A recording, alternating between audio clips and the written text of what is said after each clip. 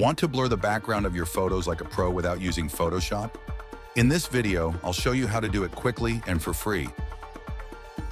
First, download the app Snapseed from Google Play Store or App Store. It's free and super user-friendly. Open the app and import the photo you want to edit.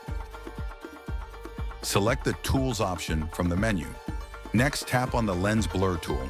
Adjust the intensity, size, and shape of the blur to focus on your subject using your two fingers. First, we'll work with the elliptical mode.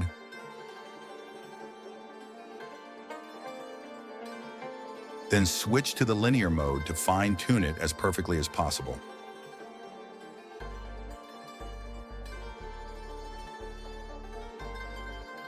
If you want a color correction preset, click the Look option and choose any filter you want.